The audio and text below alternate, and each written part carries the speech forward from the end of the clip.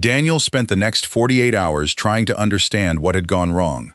He called his financial advisor twice before sunrise. He contacted the investment firm's legal department, but nobody would give him a straight answer. Every person he spoke to repeated the same carefully chosen phrase: the investment was still under review. To Daniel, those words were terrifying.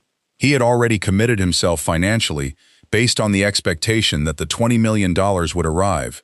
He had negotiated new contracts. He had discussed expansion plans with his management team. He had even begun telling people that the biggest chapter of his career was about to begin. Now, without warning, everything had become uncertain, but Daniel still believed there had to be a business explanation. Perhaps the investors had discovered a problem in the financial records. Perhaps they wanted better terms. Perhaps another company had offered them a more attractive opportunity. What Daniel never considered was that the man reviewing his company already knew exactly what Daniel had done to Emily. On the third morning, Daniel received a message from his attorney asking him to attend a private meeting at an investment office in downtown Atlanta. The message contained no explanation, only a time and an address. Daniel arrived nearly 20 minutes early. He wore the most expensive suit he owned, a dark tailored jacket, polished shoes, and a watch he had purchased after his company secured its first major contract. He wanted to look successful. He wanted whoever was waiting inside to see a businessman who belonged in a room where $20 million could change hands. As he walked through the reception area, he noticed that nobody seemed impressed by his appearance. The receptionist simply confirmed his appointment and directed him toward a private conference room. Daniel walked inside, expecting to see a group of investors. Instead, there was only one man sitting at the far end of a long table. The man stood when Daniel entered. He was older than Daniel, perhaps in his late 40s, dressed simply but impeccably. There was nothing loud about him. No extravagant jewelry, no unnecessary display of wealth. Yet something about the room made Daniel immediately understand that this man was accustomed to being obeyed. Daniel introduced himself and extended his hand. The man shook it calmly. Then he said, "Daniel Carter." Daniel smiled. "That's right." The man nodded. "I'm Alexander Sterling." For a moment, Daniel didn't react. Then the name registered. Alexander Sterling was not simply another investor. He was the person whose companies had quietly expanded across several industries. He was the person behind the private investment group. He was the person who could authorize the $20 million transfer with a signature. Daniel immediately became more respectful. He began talking about his company, its growth, its employees, and the opportunities ahead. Alexander listened without interrupting. Daniel spoke for nearly 10 minutes. He described his vision, his plans for expansion, and the market opportunity he believed existed. He talked about how much his company had accomplished with limited resources. He described himself as a disciplined businessman who had built everything through determination. Alexander continued listening. Then, when Daniel finished, Alexander asked a question that seemed unrelated to the presentation. "Do you believe a person's character matters in business?" Daniel paused. He wasn't expecting that. He smiled and said, "Of course." Alexander asked why. Daniel answered that trust was essential. Investors needed to know that the people managing their money could be trusted. Alexander nodded slowly. Then he asked another question. "Do you think the way someone treats people when there is nothing to gain from them tells you anything about their character?" Daniel's smile disappeared for a fraction of a second. He didn't understand where the questions were going. He simply answered that everyone makes mistakes. Alexander leaned back in his chair. Then the door opened. Daniel turned.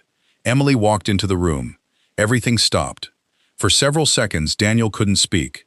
The confidence he had carried into the meeting disappeared from his face. Emily wasn't standing beside the road anymore. She wasn't wearing the clothes that had been covered in dirty water. She wasn't holding an umbrella.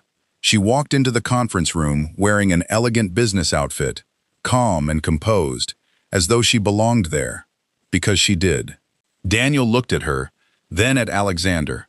His eyes moved between them several times. He tried to process what he was seeing. Emily looked at Daniel without anger. That somehow made the moment even harder for him. Alexander remained seated.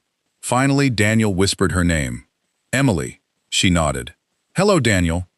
Daniel looked at Alexander again. Something in his expression changed. He remembered the question about character. He remembered the private investment. He remembered the mysterious investor who had refused to reveal his identity until the final meeting. Then the pieces began falling into place. Emily hadn't simply entered Alexander's office. She had walked into the room with the confidence of someone who belonged there. Alexander hadn't reacted with surprise when she arrived. He hadn't asked who she was. He already knew. Daniel swallowed hard. "You know each other?" he asked, even though he already knew the answer. Alexander looked at Emily, then back at Daniel. "She's my wife." 4 words. That was all it took. Daniel's face changed completely. He had spent years believing that Emily belonged to a chapter of his life he had already closed. He had assumed that whatever happened to her after their breakup had nothing to do with him. He had never imagined that the woman he had once considered too ordinary for his future would one day walk into a room beside the man controlling his largest potential investment. More importantly, he realized something much worse. Alexander had probably known who Daniel was from the beginning. The investment hadn't appeared out of nowhere. Alexander had studied the company. He had studied its leadership. He knew Daniel's history. And now Daniel began wondering whether the $20 million opportunity had ever been as simple as he thought. Emily sat down beside Alexander. Daniel remained standing for a moment before finally taking the chair across from them. Nobody spoke. The silence became uncomfortable. Daniel wanted to apologize immediately, but he didn't know where to begin. Should he apologize for the breakup years ago? Should he apologize for what happened on the roadside? Should he apologize for the way he had treated her when they were younger? Or should he apologize because he now understood that Emily was married to the person holding his company's future in his hands? The answer mattered, because if Daniel apologized only because Alexander was sitting beside her, then the apology meant nothing. Alexander eventually broke the silence. "You know why you're here." Daniel nodded. Alexander opened the file in front of him. "Your company has potential. The market opportunity is real. Your management team has done some impressive work. That's why we considered the investment." Daniel listened carefully. Then Alexander continued, "But money is not the only thing we evaluate." Daniel looked toward Emily. She remained silent. Alexander explained that his team had discovered several areas of Daniel's financial projections that needed clarification. Nothing had been proven fraudulent, but the company was carrying more risk than Daniel had disclosed during the earlier presentations. That meant the investment could not proceed under the original terms. Daniel immediately began defending himself. He explained that the projections were estimates. He blamed the accounting team for certain inconsistencies. He insisted that the company had strong future prospects. Alexander listened. Then he asked Daniel a simple question. "If you had never met my wife, would you still believe you deserved this investment?" Daniel hesitated. "Yes." Alexander nodded. "Good. Then let's keep this about the company." Emily finally spoke. Her voice was calm. "Daniel, I don't want this meeting to become about what happened between us." Daniel looked at her. "I'm sorry." Emily didn't respond immediately. Daniel continued. "I shouldn't have done what I did," Emily asked. "Why?" Daniel seemed confused. "Because it was wrong." She looked directly at him. "Would it have been wrong if you didn't know who I was married to?" Daniel had no answer. The question exposed something he didn't want to admit. If Alexander had never been in that room, would Daniel still have been sorry? Or would he have laughed about the incident and forgotten it by the following morning? Emily already knew the answer. Daniel lowered his eyes. For perhaps the first time in many years, he had no status to hide behind. No employees were waiting for his instructions. No investors were impressed by his numbers. No audience was listening to his promises. There was only the man he had become and the woman he had once underestimated. Alexander closed the file. "The investment is suspended," he said. Daniel immediately looked up. "For how long?" Alexander replied. "Until we finish our review." Daniel's heart sank. He knew what that meant. Without the investment, several expansion plans would have to be canceled. Some of the contracts he had already negotiated might become impossible to fulfill. He could potentially lose employees. His reputation could suffer. The $20 million that had seemed almost guaranteed now looked like it could disappear completely. Daniel left the building that afternoon without the confidence he had brought in. He sat inside his SUV for several minutes without starting the engine. The same vehicle that had carried him through the city days earlier now felt strangely different. He remembered the puddle. He remembered Emily standing in the rain. He remembered the look on her face. At the time, he had interpreted her silence as weakness. Now he understood it differently. She hadn't been powerless. She had simply refused to become like him. Over the following weeks, Daniel's company entered a period of uncertainty. The investment remained frozen, while Alexander's team continued reviewing the business. Daniel began discovering problems he had ignored because the company was growing quickly. Expenses were higher than expected. Several contracts depended on the new funding. One executive had been making decisions without proper approval. Another had overstated projected revenue during investor presentations. None of these problems could be blamed on Emily. None of them could be blamed on Alexander. They were Daniel's responsibility. That realization changed the story. Daniel had spent years believing that success meant becoming powerful enough that nobody could tell him no. Now he was discovering that real power could look very different. Alexander didn't need to humiliate him. He didn't need to shout. He didn't need to threaten him. He simply had the ability to walk away from the deal. And Emily didn't need to seek revenge.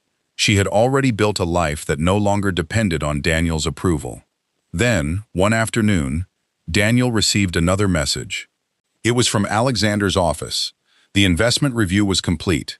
Daniel was asked to return for one final meeting. He had no idea what decision had been made. He didn't know whether the $20 million would be released. He didn't know whether the deal was finished. And he certainly didn't know that Alexander was about to give him a choice that had nothing to do with money. Because this time, Daniel wouldn't be asked to prove that his company deserved an investment. He would be asked to prove that he deserved the opportunity to rebuild what his own arrogance had nearly destroyed. He would be asked to prove that he deserved the opportunity to rebuild what his own arrogance had nearly destroyed. Daniel arrived at Alexander Sterling's office 3 days later with a different attitude. There was no expensive watch displayed on his wrist, no rehearsed presentation, and no team of advisors following behind him. He carried a single folder containing the information Alexander had requested. For the first time in years, Daniel wasn't walking into a room trying to impress someone.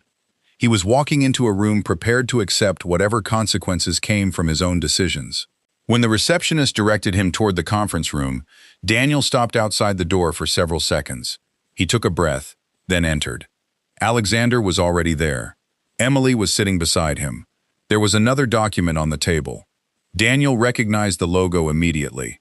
It belonged to the investment group. His heart began beating faster. Alexander motioned for him to sit down.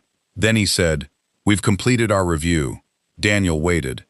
"The company has problems," Alexander continued. "Serious ones. But the company can be saved." Daniel looked at him carefully. "Does that mean the investment is still available?" Alexander didn't answer immediately. Instead, he slid a document across the table. "Read this." Daniel picked up the document and began reading. The original $20 million investment was no longer on the table under the same terms. Alexander's team had reduced the initial amount and divided the funding into several stages. The money would only be released when Daniel's company achieved specific financial and operational targets. Daniel would also have to accept independent financial oversight. He would no longer have complete control over every major financial decision. His first instinct was to reject the proposal. He had spent years building his company precisely because he didn't want anyone telling him how to run it. But then he looked at the numbers again. Without outside funding and restructuring, the company could survive, but it would remain small. With the investment, even under strict conditions, it could still become the company Daniel had always imagined. Alexander watched him think. "You wanted $20 million, he said. "I'm giving you something more valuable first. A chance to prove you can handle it." Daniel asked what Alexander wanted in return. Alexander answered, "Accountability." There was another page. Daniel continued reading. He discovered that Alexander's investment group had already identified several areas where the company could save money without cutting essential staff. They had found inefficient contracts, unnecessary expenses, and poor management practices that Daniel had overlooked because he had been too focused on growth. Alexander wasn't trying to destroy his company. He was trying to determine whether Daniel could lead it responsibly. Then Daniel noticed one final condition. His eyes stopped moving. He read the sentence twice. Alexander asked, "Do you understand?" Daniel looked up. "Why is this here?" Alexander replied, "Because I want you to understand something." The condition stated that Daniel would be required to establish an employee development fund using a portion of future profits. It wasn't a punishment. It was a commitment to the people who had helped build the company. Daniel looked at Emily. She remained quiet. He finally asked, "Did you ask him to do this?" Emily shook her head. "No." Daniel looked at Alexander. "Then why?" Alexander answered, "Because I don't invest in companies that only make their owners wealthy. I invest in companies that create something valuable for the people around them." Daniel sat quietly. Years earlier, he had believed success was measured by what he could acquire. Bigger office, better car, more expensive clothes, bigger contracts, more powerful friends. Now, sitting across from Alexander and Emily, he began to understand that he had confused success with status.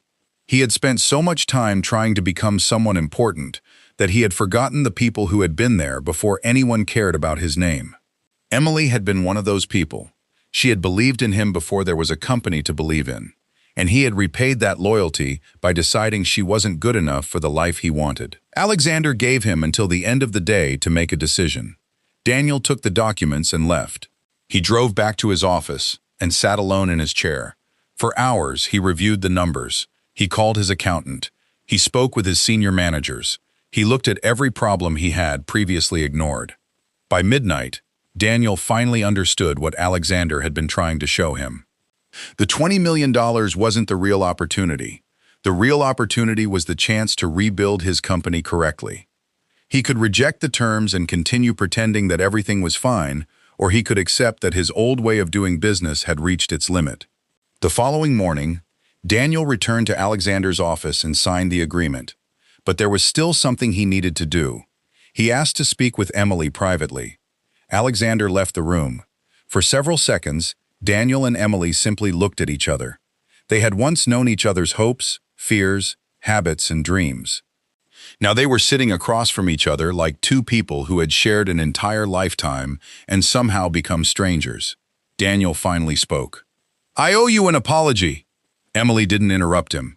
He continued, "Not because you're Alexander's wife, not because he controls the investment, and not because I want anything from you. I owe you an apology because of who I became." Emily looked down for a moment. Daniel admitted that he had treated her as though her value depended on what she could offer his future. He admitted that he had been embarrassed by the life they once shared. He admitted that, when he saw her on the road, his first reaction wasn't kindness, it was pride. He had wanted to make her feel small because, somewhere inside himself, he still wanted to believe that he had made the right decision years earlier.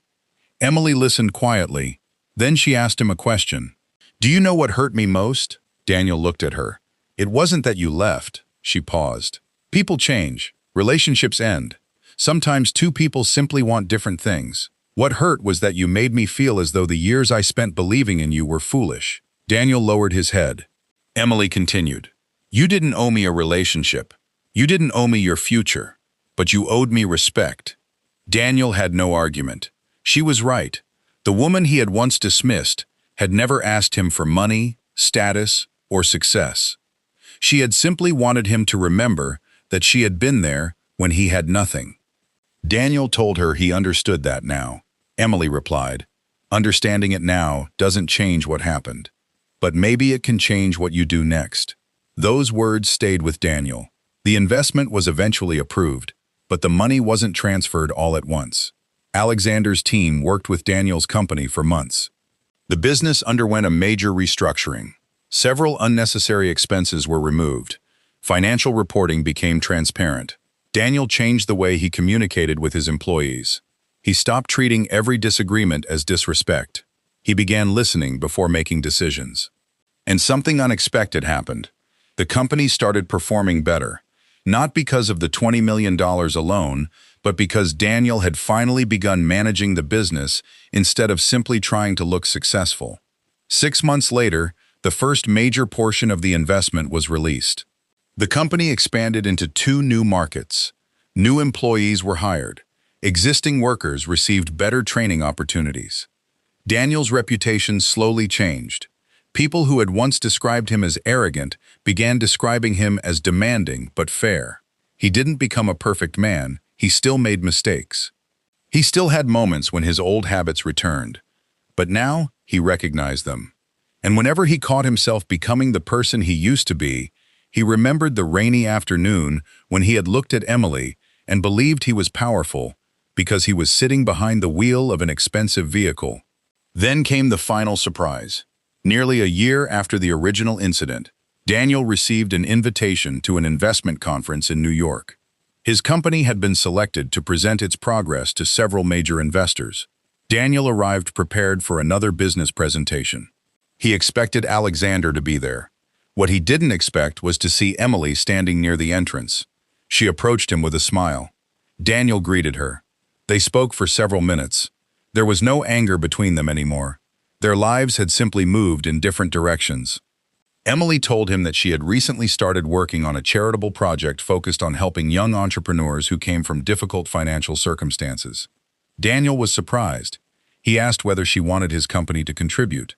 Emily smiled and said she hadn't come to ask for money. Daniel laughed. "I know." Then she handed him a folder. Inside was a proposal for a mentorship program. The program would provide business training, financial education, and professional guidance to young people who had good ideas but lacked connections. Daniel read the proposal carefully. He recognized something in it immediately. It was the kind of support he himself had needed when he was starting out. He looked at Emily and asked, "Does Alexander know about this?" She smiled. "He helped me build it." Daniel nodded. Then he said something that surprised even himself. "I'd like to help." Emily thanked him. There was no attempt to rebuild their old relationship. There was no romantic reunion. There didn't need to be. Their story had become something else. A reminder that people can leave your life and still teach you something that remains long after they're gone. But Daniel wasn't finished learning. That evening, Alexander approached him at the conference. Daniel thanked him for the investment. Alexander corrected him. "I didn't give you the investment because Emily asked me to." Daniel said he understood. Alexander continued, "And I didn't approve the final funding because I felt sorry for you." Daniel smiled. "I know." Alexander looked toward the crowd and then back at him. "I approved it because you changed the way you ran the company." Daniel nodded. Then Alexander said something Daniel would never forget. "Money can help a good business grow. It can also make a bad leader more dangerous. Never confuse the two." Daniel thanked him. As the evening continued, Daniel found himself thinking about the rainy afternoon again. He remembered how quickly he had judged Emily. He remembered the laugh that escaped him after the water hit her. At the time, he had believed he was the one with power. But the truth was that the entire situation had revealed the opposite. Emily had walked away without retaliating. Alexander had chosen restraint instead of revenge. And Daniel had been forced to confront himself. The $20 million had changed his company, but the lesson had changed him. And perhaps that was the part of the story nobody could have predicted when Daniel first drove through that puddle. Because if Emily had screamed that afternoon, Daniel might have dismissed her reaction as anger. If Alexander had confronted him immediately, Daniel might have convinced himself that he was being attacked because of his wealth. If the investment had simply disappeared, Daniel might have blamed everyone except himself. Instead, he was given something far more difficult. He was given a chance to see himself clearly. Years later, Daniel would still remember that afternoon whenever rain began falling heavily in Atlanta. He would remember the road, the puddle, the umbrella, and the woman standing silently as he drove away. But he no longer remembered the moment as the day he humiliated his former girlfriend. He remembered it as the day his old identity began to fall apart. Emily had once been the person Daniel believed he had left behind. But in the end, she wasn't the one who was left behind. Daniel was. He had left behind the version of himself who believed wealth made him superior. He had left behind the need to impress people. He had left behind the idea that success meant having enough money that nobody could challenge him. And he had finally learned that a person's value doesn't increase because they become wealthy, and it doesn't decrease because they struggle. The $20 million deal eventually became one of the most important investments in Daniel's company. But when people later asked him what had changed the direction of his business, he rarely talked about the money. He talked about a lesson. He said there was a time when he believed his greatest achievement would be becoming successful enough that everyone who had ever doubted him would regret it. Eventually, he realized that was the wrong goal. The real achievement was becoming successful without becoming the kind of person he once promised himself he would never become. And Emily? She never needed Daniel to regret leaving her. She had already built a life she was proud of. She had married a man who respected her, created opportunities for others, and found peace in the life she had built after the relationship that once broke her confidence. She didn't need revenge because her life had already moved forward. That is what made the roadside incident so powerful. Daniel had thought he was looking at his past. He didn't realize he was looking at someone else's future. And perhaps that's the lesson worth remembering. You never truly know where another person's life is going. The person you ignore today may become successful tomorrow. The person you dismiss because they have less than you may eventually become the person who teaches you the value of what you already have. And the person you believe you have defeated may not be interested in defeating you at all. They may simply continue living, growing, and becoming stronger until the day you finally realize that the battle existed mostly inside your own mind. Daniel Carter wanted $20 million because he believed money would prove that he had made the right choices. Instead, the $20 million deal forced him to question almost every choice that had brought him there. And when the opportunity finally arrived, it wasn't Emily who decided whether Daniel deserved it. It wasn't Alexander either. It was Daniel himself. Because Alexander could provide the money. Emily could offer forgiveness. But only Daniel could decide what kind of man he would become after receiving both. So, if you were in Emily's position, what would you have done that rainy afternoon? Would you have confronted Daniel? Would you have walked away without saying a word? And if you were Alexander, would you have canceled the $20 million deal after witnessing what happened? Or would you have separated the personal insult from the business decision? Tell us what you think in the comments, because sometimes the most interesting part of a story isn't what happened to the characters. It's what we would have done if we had been standing in their place. And before you leave, let us know in the comments where you're watching from. We'd love to hear from you. And don't forget to hit that subscribe button so you never miss any of our upcoming videos. Because sometimes one moment can reveal a person's entire character, and sometimes the person you think you've left in your past is the person who unexpectedly becomes part of the lesson that changes your future.